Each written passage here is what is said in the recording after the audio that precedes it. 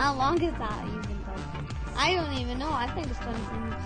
Now, if you guys don't know what this means, it is not a code. It says, may the force be with you always. I think that's what it means. Oh, yeah, it does mean that.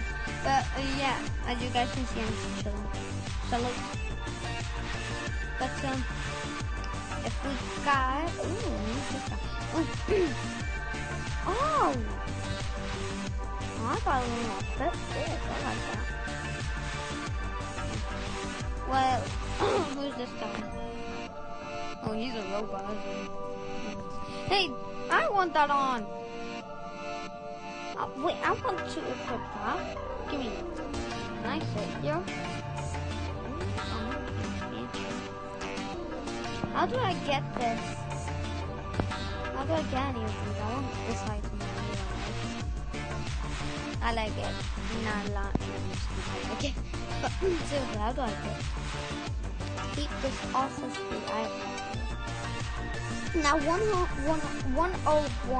I have no clue about me. And what is this? Okay, whatever. That's enough pasta.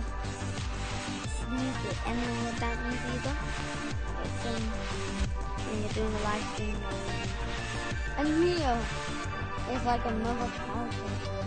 It's cardboard, literally. And then look, what is that? There's like a demon thing. Yo, shit! But seriously, YouTube, you can't, you can't get rid of this video. I've got a sponsor, Arya. They have great games. I'm serious, the best game. Go check them out. Roblox is also a cool game. They don't make it. Arya Games has a bunch of cool games you guys can check out. And yeah. And also, copyright free. If any of you are also thinking of this and now you can't do it because a bunch of people are doing it and then you're like, oh no, I can't do it, I'll get copyright. Don't worry, copyright free. Everybody can do it. And YouTube, you can't ban everybody. It's not their fault. Everybody likes doing events. And it's say a popular YouTuber did it. Doesn't mean you can ban him. I mean, get rid of the video. So please don't get rid of people who are already doing this, their videos. And don't get rid of mine, please. Come on. It's copyright free. Everybody is doing it. You know that. As you guys can see, 17 minutes. It's not actually that long, huh? I like it. Wait, what? I commented here. Thank you. Now, if you guys don't know to subscribe, I'll see it after live stream. After live stream, I'll be with you. Okay? Come. After live stream, I'll do a video with you, okay? Please don't be mad at me. I just want to get this live stream over with. I heard it's going to be the best event. And I don't want to let them know. Now, Shyness, please join me so we can do this live stream as well with Giga Drain. Hello, Giga Drain. Right, Giga Drain. Let's do this for me. Giga Drain. Here, stand here. Right, so let's stand here on top of these. Giga Drain. Come here, boy. Stand on one of these, please. I don't like this kind of stuff. And the view, bruh. Please don't copy me. The fire particles. Oh my. This live event is gonna be sick. How are people getting up there? How are people? Okay. This kid's sad. I feel bad for him. Ooh, is this like a? This is a VR set, isn't it? Oh, that's good. Looks like it. Go up here. Said, please join up. Please go join me. I promise I'll do a video. Okay? Why is this bit so hard? Like, why can't? How are people even getting up there? Can I actually make it? Nope, I cannot. Okay, thank you for subscribe to my video. Go subscribe to Zenkai also, but I don't actually know if Baser House uploaded. I haven't checked. Oh yeah. switched to the channel.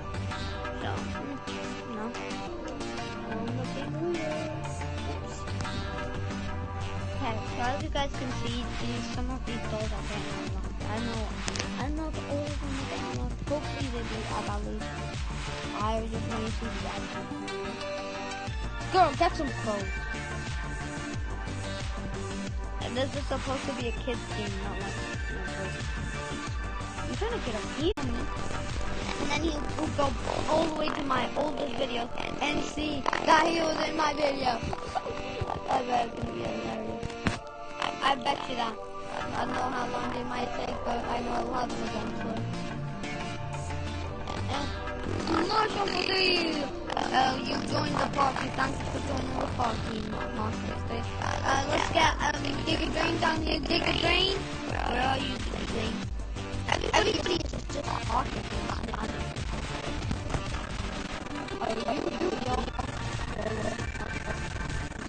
Oh, Giga Drain has joined the party, and Marshall for 3 has joined as well. Hello, Legend for 3. Hug me. We don't have enough time to go in the portal. They just open randomly, so I don't even know. Actually. I bet you guys, Marsh saw my live stream and he probably saw he probably refreshed his page and saw that little thing. The 6 minutes. If any of you saw that 6 minutes, that means there's probably going to be something special around that 6 minutes. It was 6 minutes and 12 seconds. 6 minutes and 12 seconds. Remember that.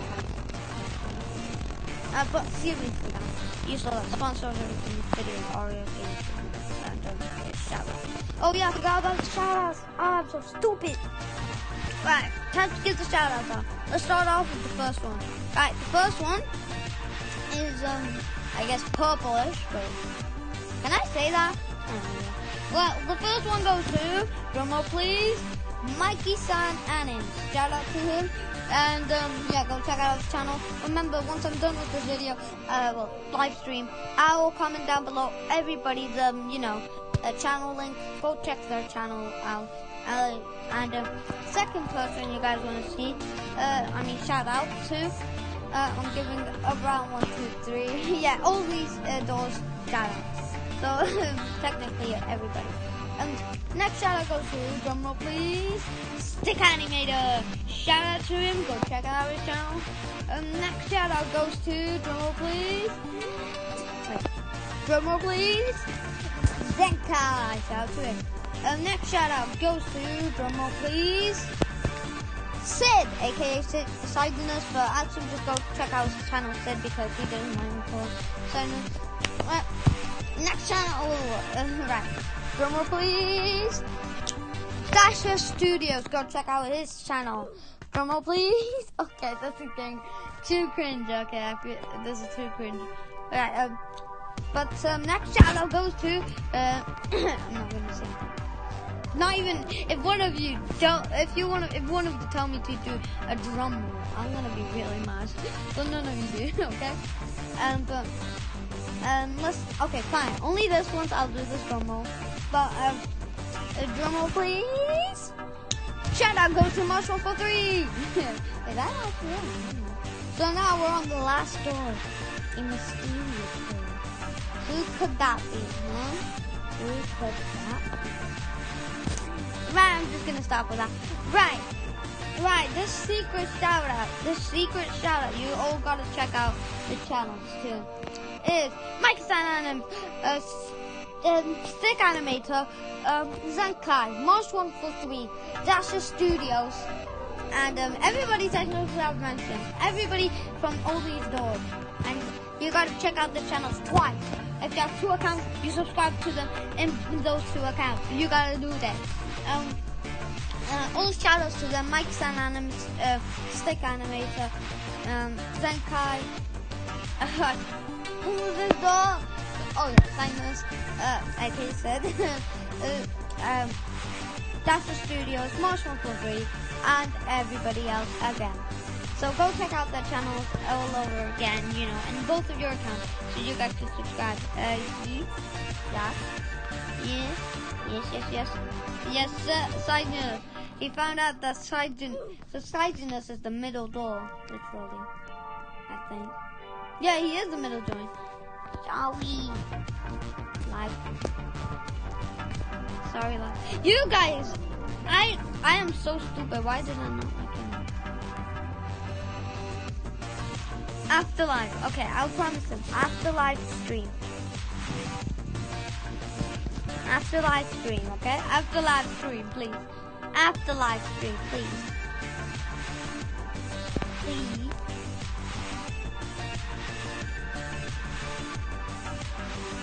Sure.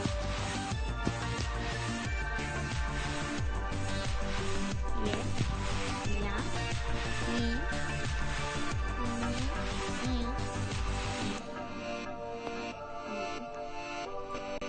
Right, so I will read the comments, guys. So wait, what?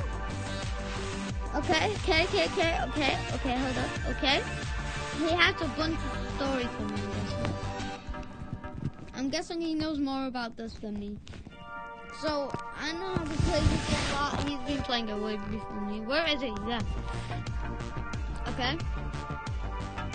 Okay. Well, I'm not going in that pool. I don't know what it even is. Pool? I am? Yes. Video right now. Through the screen. Really Player 1. But today it's Ready Player 2, and you know we're celebrating the publication in the US and the UK. I think it's safe to say this is probably the most highly anticipated fiction book of 2020. It's clearly on track to be a massive hit. I've read it. I'm blown away. It's worth it. It's worth the wait. I'm excited for people to finally get to read it. With Ready Player 2, we're going to see a lot of great stuff. There's another quest. There's some technical advancements that Halliday left for Wade that could change a lot of things. We've got a lot of action. I think, it's not just the future of the Oasis, it's even a bigger future at stake. Because you're a visionary and you're thinking about VR all the time, I think. So hey, you're making history with Ready Player 2. Let's roll back to Ready Player 1 because you capture the imagination, I think, of just so many people from so many walks of life. And there was a movie that came out of that, which was also incredible. Does anything stand out for all of us that fantasize about making movies and being in the movies and working with Spielberg? Does anything stand out from that experience for you? Well, the whole experience stands out. This past year I've kind of been living in my memories of it. I've been in quarantine for a big chunk of the year. Okay. I've spent a lot of time thinking about what a great year 2018 was and how it just exceeded all my expectations. Really what you imagine making a movie with Steven Spielberg is it's really like that. It's like a dream come true, and I got to see so many things that were in my book, brought to life, including the stacks, like this idea of stacked trailers that I built in my imagination ended up getting built for real. So that stands out to me. I remember driving towards Leavesden Studio in London and seeing the stacks on the skyline for real, and engineers had built this thing that I had just imagined. When you have this in your imagination and then all of a sudden you see it in the movie in real life, how does that feel? Was it at the point of your imagination, beyond your imagination? Like, how do the two line up there? Well, in my imagination, I don't drill down into all the minute details the way that they do when they make a movie. You have to dress the sets and imagine everything. So I could walk up into any one of these stacks of trailers and go into any trailer, and the whole trailer, looked like somebody lived there. And people were living there. For the few days that we were shooting in the stacks, it was filled with extras who were all, dressed like it was 2045. It was just incredible. It was really a surreal experience. It felt like a dream kind of the whole time I was there. So even looking back on it now, I have to remind myself that all really happened. I know from last time we talked, you're a big Spielberg fan. And if we move out of science fiction into non-science fiction movies, he's got a huge collection there as well. Is there anything that pops out to you like an old favorite of yours? Out of his non-science fiction films, I would say Jaws is probably my all-time. That movie, I remember seeing it and being scared in the movie theater with my parents. Yeah, everyone was, yeah. Was there anything in that movie that you thought stuck out to you, favorite line, anything from it?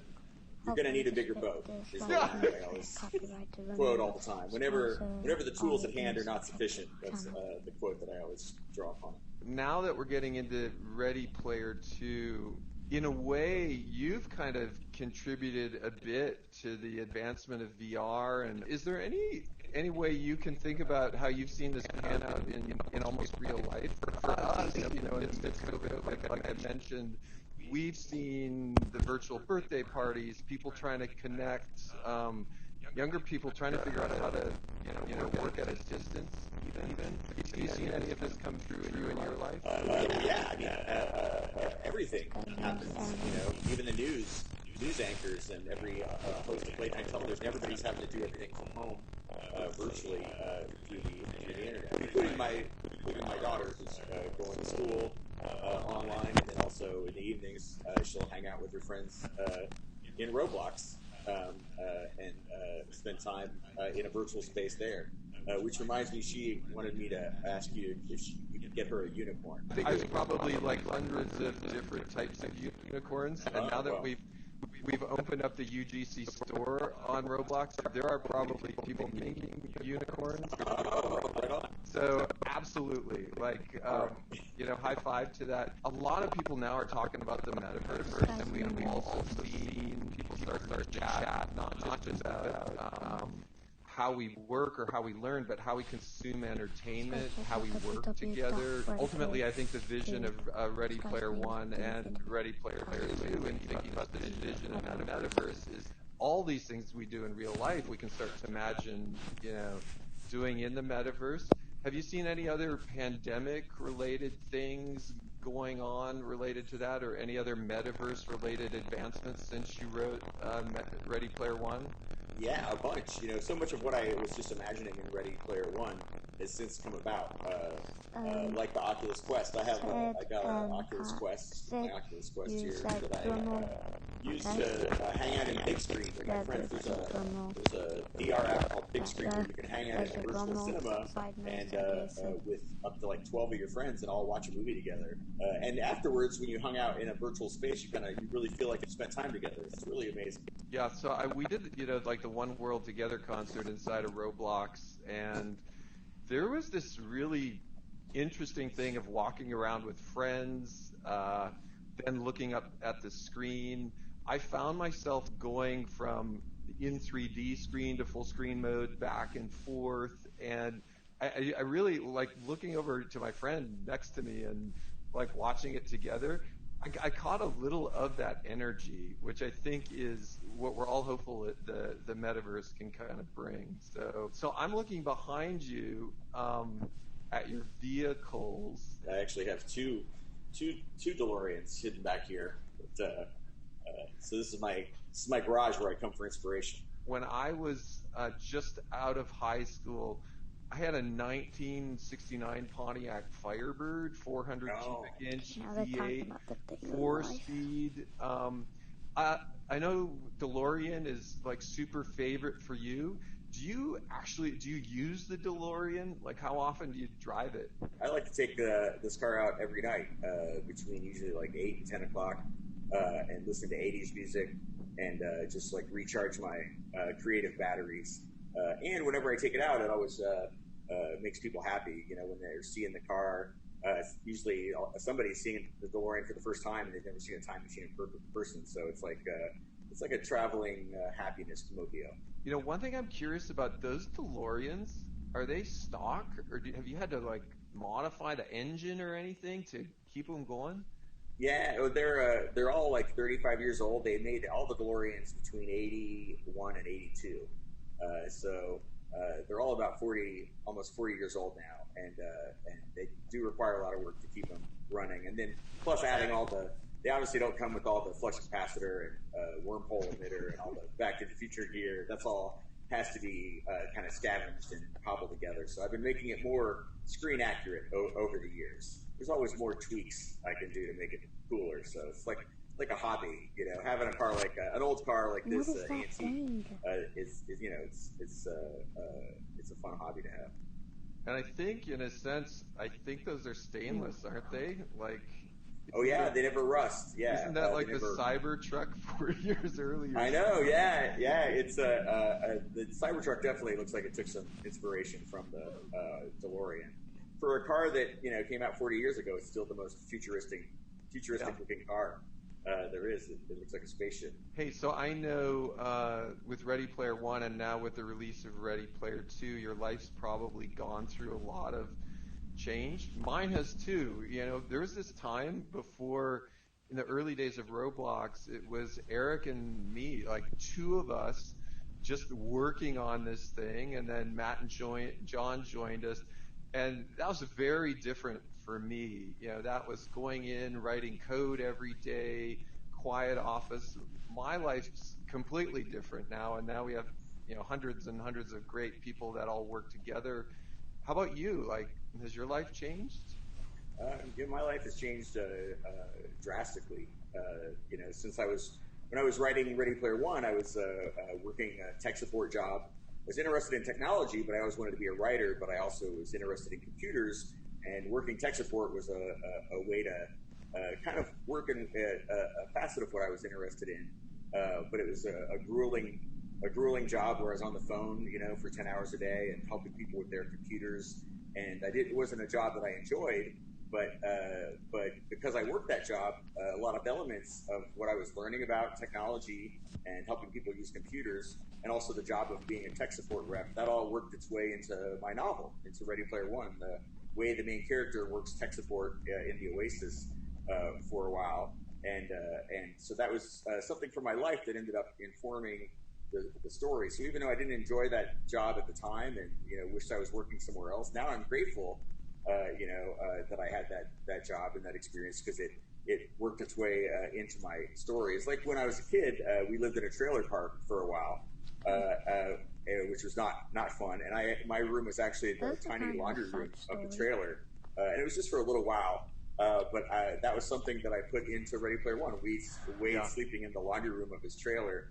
And the stacks and all of that came from this experience in my real life, and then I saw it depicted in a Steven Spielberg movie. So that's something I always like to tell aspiring writers about. Is sometimes you're doing a job in your life, or you're living somewhere that you're not happy with, but later on that could help inspire you to write the story that could change your life. So you should kind of embrace those experiences, whatever is going on in your life, and try to put that into your work.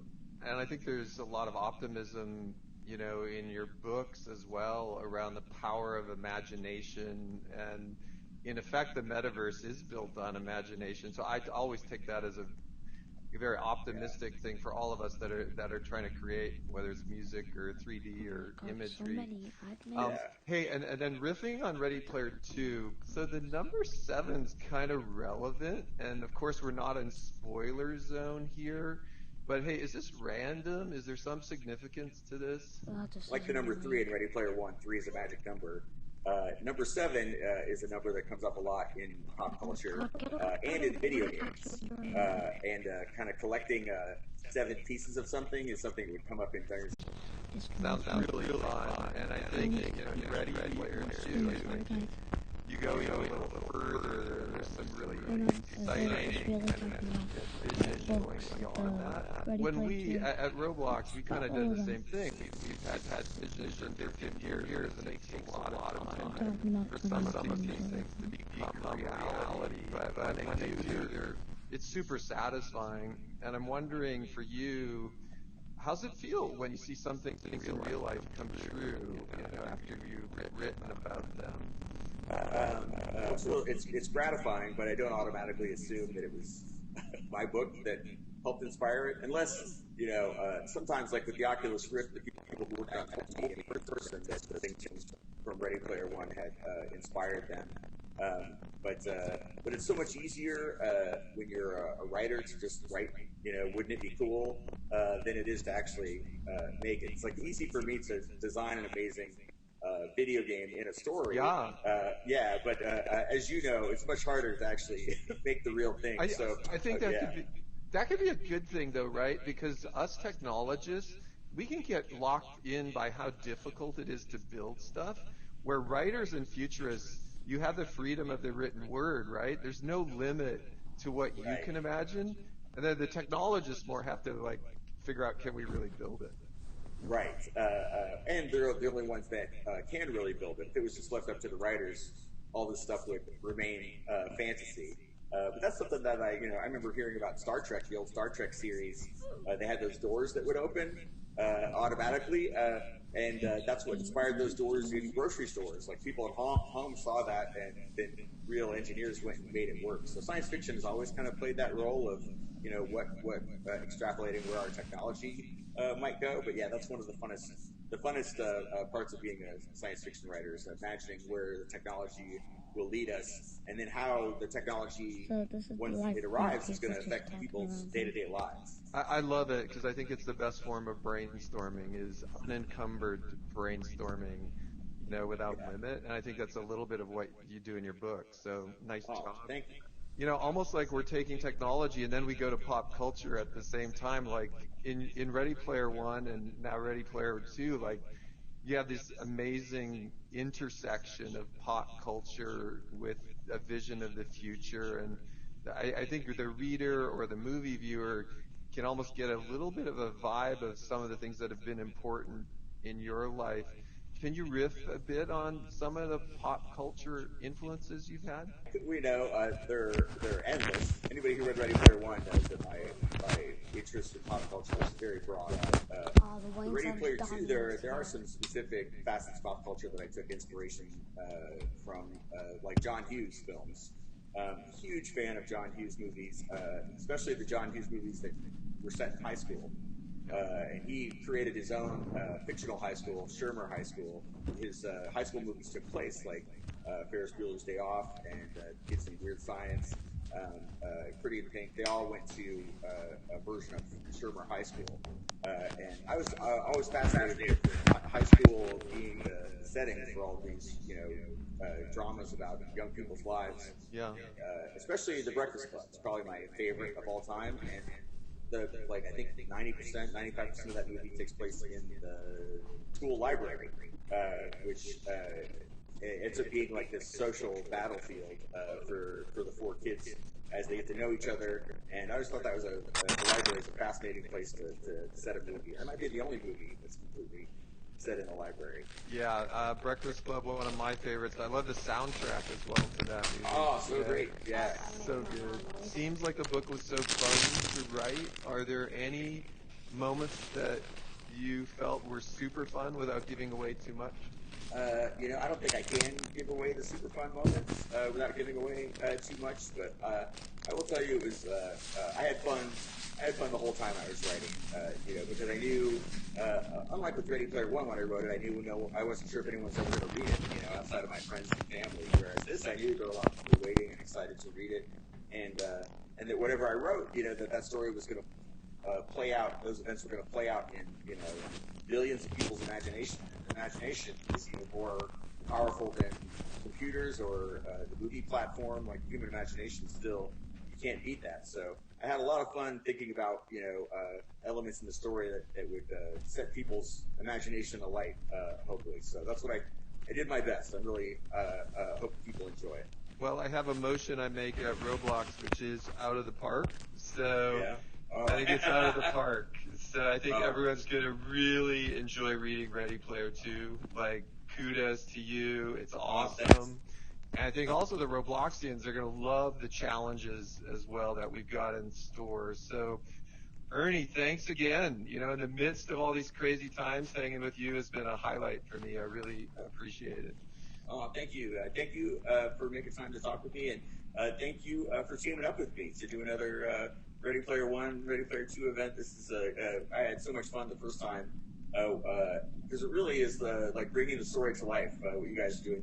Roblox is the closest thing to the Oasis, and this contest is like the closest thing to the contest described in the book. In reality, people all around the world get to take part in it. It's really amazing. It's like bringing the story to life. So I can't thank you guys enough. Thank you, Ernie, again. All Over right. and out. Really enjoyed it. All right, thanks, Dave. Available. Right, guys, it's out. It's out. The book is out. It is out. Is there any secret? Is there any secret? Any? seriously nothing. Right, guys, let's just go and check out the book right now. Okay, I'm gonna quickly shut my live stream, maybe. Hey, this is Dave What? Mizuki, CEO, founder of Roblox, and I'm here with Ernie Klein. Hey, Ernie. Hey, Dave, good to see you. Oh, I was playing Yeah, Devin it's again. been a couple years. Last time we were together, Playing we were again. hanging at South by Southwest talking about your first book, Ready Player One. But today it's Ready Player Two, and we're celebrating the publication in the U.S. Yeah, and it's the just UK. been a I late. think it's safe to say this is probably the most highly anticipated fiction book of 2020. It's clearly on track to be a massive hit. I've read Yeah, it. it's the I'm same. blown. Nah. Well, here, let's read the book, I guess. Are you ready? Hi. The highly anticipated sequel to the beloved worldwide bestseller, Ready Player One, the near-future adventure that inspired the blockbuster Steven Spielberg film. Days after winning the Oasis founder James Hallidale's contest, Wade Watts makes a discovery to change everything. That changes everything. Hidden with Halliday's vault, waiting for his heel to find, lies a technology advance that will once again change the world and make the Oasis 1,000 times more wondrous and addictive than even Wade dreamed possible. With it, a new riddle and a new quest, alas, Easter eggs from Halliday, hinting a mystery prize, and unexpected, impossibly powerful and dangerous new rivals awaits one who will kill millions to get what he wants. Okay? Wade's life and the future of the Oasis are again at stake, but this time fate of humanity also hangs in balance. Right, whoever wrote this is good. Loathing, not I can't read that, and wildly original, as Ernest Klein could convince. It's Ready Player 2. Take us on another imaginative, fun, and action-packed adventure through his beloved virtual universe, and jolt us through it thrillingly into the future once again. Right. Okay. Where should I get this? Alright, so these are the times when it'll start. Choose that. That started. Q&A, treasure hunt, and Roblox is fun too. Okay.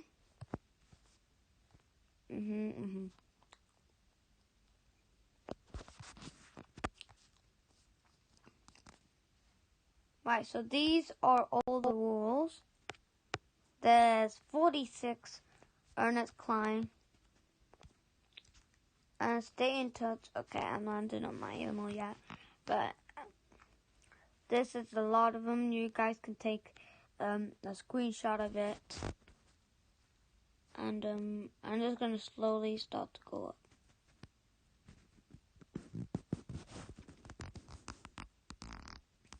Wait, what?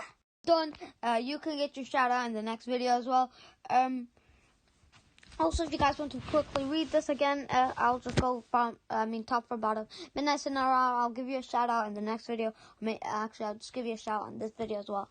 I'm giving a lot of shout outs in this video, huh? I've already gave Mikey San one, Stick Animator, Zenkai, Dasher Studios, Marsh143, and then everyone again. Shout out to Midnight Scenario now.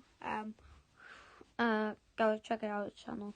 Guys, read this if you want to, really. I'll be quick if you guys want to. Westworld, okay? Killing Joke. God, Goo. Furniture, Simple Mind. Linda's Buckingham. I don't even know. Buckingham.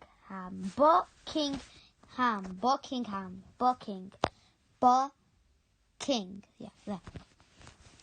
The Flower Pot Men. Prince. Shall I eat Prince? The Time. Prince. The Time. Janet Jackson. Howard Shaw. Peter Wolf. John Williams. Van Hagar. And A Flock of Seagulls. That was a lot of princes, huh? And let's see how many princes. Alright, let's see how fast you guys can count. Prince.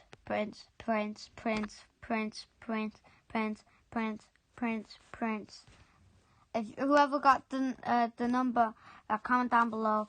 And the first one to comment down below, they will get a shout out from me again. If I haven't, I'll give you a shout out. So if you haven't already, comment down below the numbers. It is right.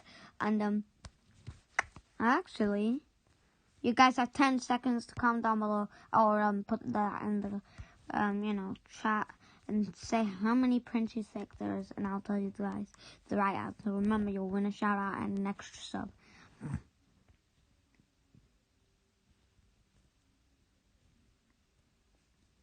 Right, your time is up, guys. Right, let's count together. Actually, before that, let's see if anybody is coming. And no, so that means if you didn't do that, that means everybody gets a shout out. And I don't want to leave out everybody, so I'm gonna give a shout out to everyone. Now let's count these on how many princes? 1, 2, 3, 4, 5, 6, 7, 8, 9, 10, 11. 11. Now this might 11, 12. Oh. And look at that, the 12th prince is near a 7. 7, 12. 7, 12, huh? Is that a time? 7, 12, is that a time? No, it's not here. Then what does 7, 12 mean then? Maybe that's something only I found out. Ooh. Okay, so we've got 46 of them. Well, yeah, I guess that's all for this video. Live stream. Hope you guys enjoyed. Please, I can't get copyrighted because I just sponsor Arya games. Go check their games out. They're insane. No, but seriously, they're insane. Go check it out. Shout out to. I'll repeat it again. Ready? 3, 2, 1. Mike Stein, Stick Animator, Zenka. Dasher Studios. Hold up, I almost forgot everyone. March 143, and Midnight Sonora, or if I haven't included you, I almost forgot about Sliding Nose. Got you guys. But yeah, shout out to Sid a lot because I forgot his name too many times. But yeah, shout out to Sid. And go to the channel. Please subscribe to the and I'll see you guys on the next video. I'll see you then. Bye guys.